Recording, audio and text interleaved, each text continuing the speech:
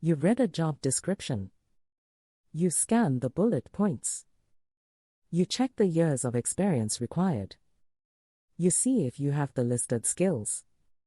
And then you decide whether to apply. That is how most professionals read a job description.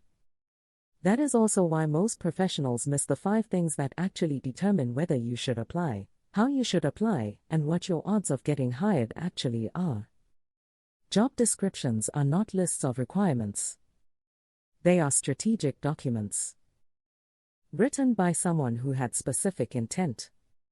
And the professional who reads them like HR wrote them has a meaningful advantage over the professional who doesn't. This is what the talent. Before we get to the decode, let me name what the job description actually is. Most job descriptions are drafted by HR in collaboration with the hiring manager. HR brings the legal compliance, the consistency, the format. The hiring manager brings the actual needs of the role. Sometimes those two people are aligned. Sometimes they are not. And the gaps between what HR wrote and what the hiring manager actually wants are visible to anyone who knows how to read for them. The 5-thing decode that follows shows you what to look for and what each signal actually means. Thing 1. Read the opening paragraph slowly. Most candidates skim this section to get to the bullets. The opening paragraph is where the strategic intent leaves. It tells you what the company actually wants from this hire. Ask yourself 3 questions about the opening paragraph. 1. Is it specific or generic? A specific opening signals a real, well-defined role. A generic opening signals a role that may not be fully scoped, or one that's been open for a while and the company is broadening the net. 2. What problem does it describe? Strong descriptions name the problem the hire will solve. We're expanding into X market and need someone to lead Y. That tells you the strategic context. Weak descriptions don't. 3. Who does it say the role reports to? This is critical. If the role reports to a senior executive, that's a signal of importance. If it reports to a peer or unclear party, that may signal the role is still being shaped. Thing 2. Distinguish between requirements and preferences. Most candidates treat both lists the same. That is wrong. Requirements are the legal must-haves. HR put them there because the hiring manager said these capabilities cannot be missing. Preferences are nice-to-haves. They expand the candidate pool without filtering it. Here is the practical implication. If you have 100% of the requirements and 60% of the preferences, you are a strong candidate. Apply. If you have 80% of the requirements and 100% of the preferences, you may still be a candidate, if your other strengths are clear. If you have 50% of the requirements, the resume will likely not get past the screening. Don't waste your time unless you can directly address the gap in a compelling cover letter or referral. Thing 3. Look for repeated language. If a phrase, skill, or theme appears multiple times throughout the job description, that is the hiring manager telling you what actually matters most. The repetition is rarely accidental. Sample. If a job description for a marketing role mentions data-driven in the opening paragraph, lists data analysis in the requirements, includes comfortable with metrics in the preferred, and ends with we measure everything in the closing, that is a clear signal.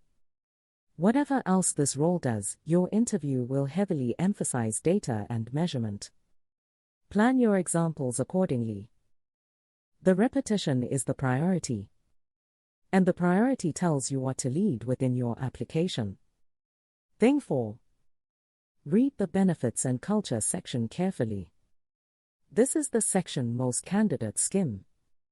It is also one of the most revealing. What the company emphasizes here tells you what they think the candidate will value. And what they think the candidate will value often tells you about the kind of culture they're trying to attract. Heavy emphasis on flexibility and work-life balance. The company is competing for talent on those terms specifically. Heavy emphasis on growth and learning opportunities. They may be trying to attract early career talent who will accept lower compensation in exchange. Heavy emphasis on mission and impact. They may be competing for talent in a tight market where compensation alone won't win. No mention of any of these. That is also a signal. The company either takes their EVP for granted or doesn't have one well articulated.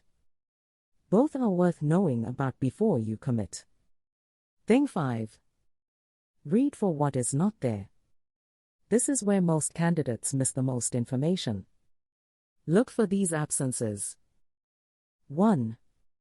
No salary range listed.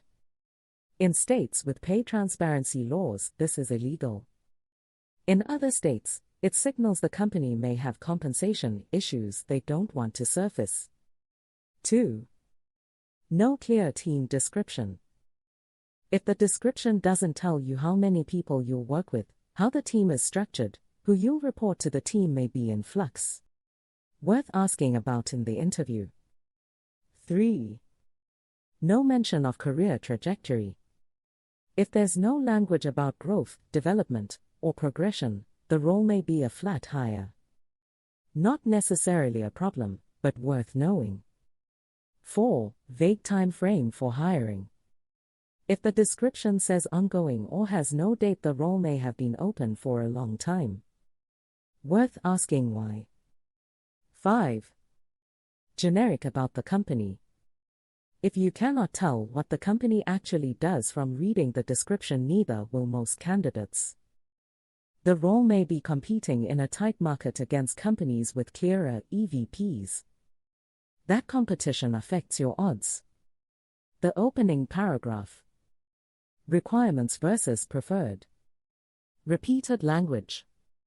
The benefits section. What's not there? 5 things to read for in every job description from this point forward. The job description is not a list of requirements. It is a strategic document. And the professional who decodes it carefully has a meaningful advantage over the one who skims it. Comment decode below if you're going to read job descriptions differently after this video. This is what the talent. The move is yours.